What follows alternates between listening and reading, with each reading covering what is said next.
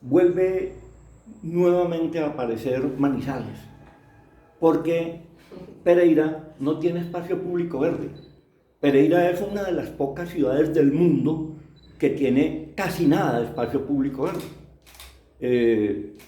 De acuerdo con las normas o con los planteamientos de Naciones Unidas, una ciudad debe tener por lo menos 15 metros cuadrados de espacio público verde por habitante. Pereira difícilmente llega a los 2,7. Estamos lejos de un estándar. Y Bogotá tiene 7. Está lejos del estándar, pero nosotros estamos peor. Cuando se habla del Parque San Mateo, aparecen muchos enemigos. Y todos esos enemigos consideran todo lo posible para que sea imposible pensar que Pereira pueda tener un parque. Por eso, el día que el señor Luis Carlos Villegas, que era ministro de Defensa en su momento, dijo que 90 hectáreas era muchísimo para una ciudad como Pereira.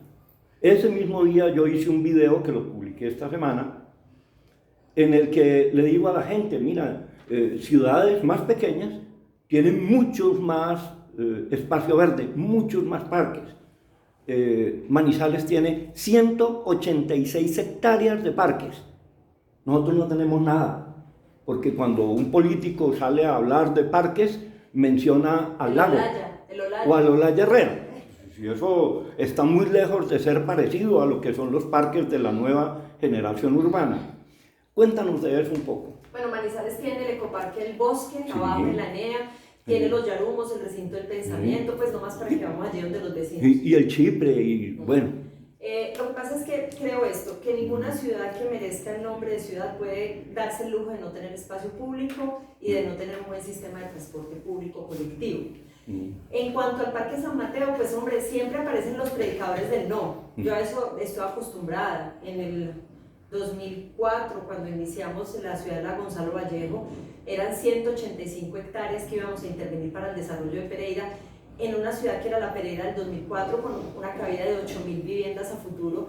Pues también recibimos muchos llamados de atención a decir, estás loca, estás sobredimensionada, eso es inviable, ¿dónde vas a sacar la plata?, etcétera. Y la verdad es que les digo, ¿qué tal que no hubiéramos hecho eso? Porque hoy en día ese es el banco de tierras donde Pereira crece de una manera ordenada, en unos estratos sociales, en unos sectores con capacidad adquisitiva, pero que también necesitan donde vivir. Entonces, frente al Parque San Mateo, pues, ¿qué les puedo decir? Para mí ha sido una prioridad, no de ahora, no en época electoral. Por ahí hay un video que se puede consultar en mis redes, en YouTube.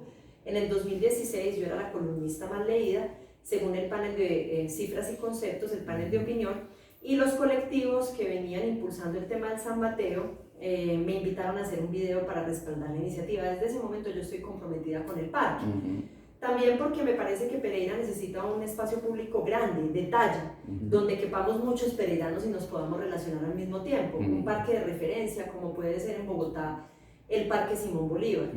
Y lo necesita en virtud no solamente de su crecimiento natural, sino que Pereira es un centro de referencia, donde vienen estudiantes de lugares tan remotos como la Victoria Valle, pero no a vivir aquí, van y vuelven todos los días. Es decir, los nexos regionales de Pereira son inmensos.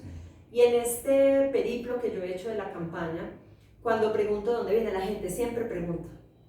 La gente viene de Pensilvania Caldas, de Palestina, viene de Chinchiná, viene de Marsella, viene de Balboa. Eso es Pereira, de eso está hecho Pereira. Y Pereira se merece un parque de talla, un espacio público con unas proporciones que se compadezcan con el tamaño de la ciudad, y no tenemos otro lote que además esté bien ubicado. Y sin que neguemos, digamos, el proyecto de los ríos, el proyecto del parque lineal por el río Consota, y que recupera un poco la estructura ecológica principal del río Consota, del río Tun, considero que el Parque San Mateo debe ser una realidad.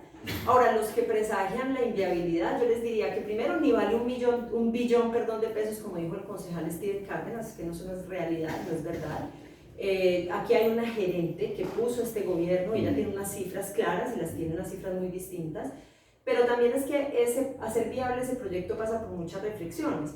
Pasa por la reflexión de que hay que ponerle una vivienda de borde, si bien no se trata de densificar ese espacio con viviendas, sí hay que ponerle unos vecinos de borde que se apropien del parque y que generen una frontera con los barrios un poco con tendencia a invadir que existen en la periferia del parque, para que no vaya a invadirse el parque.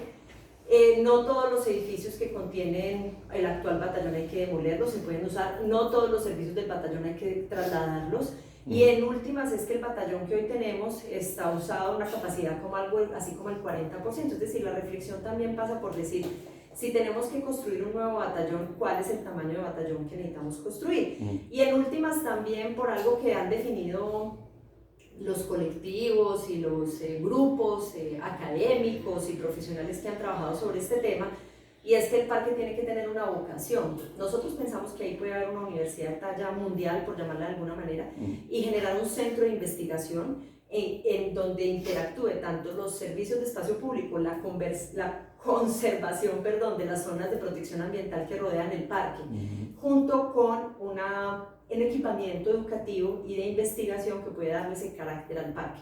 O sea que el parque es, nuevamente como todos los proyectos de ciudad, nuevamente como la colección de platicos de Beatriz, que es muy linda, es un ensamble. Es un ensamble de cosas que no es como decir, ya, como se lo imagina la gente, va a quedar un pastel. Y como decía una amiga mía, ¿quién va a guadañar ese pastel? No, no se trata de eso, se trata de un ensamble de temas que pueden coexistir de una buena manera para así darle a los periranos algo que se merece, un espacio público de calidad, que además me sorprende, Ferley, porque aquí los periodistas no están enterados de la consulta popular del San Mateo. Antier me hacían una entrevista y el periodista me dijo, en todo caso, si usted es alcaldesa, tiene que hacer una consulta para preguntarnos a los periranos si queremos parque. No, le dije, señor, pero si la consulta ya la hicieron, es una consulta del 2016 o 2017, en donde 40.000 periranos, sin presiones, sin transporte, sin pagar el voto, votaron diciendo y afirmando que esa es la última gran gesta cívica que los periranos quieren, y que los periranos quieren tener su parque San Mateo, que esta alcaldesa se ha comprometido.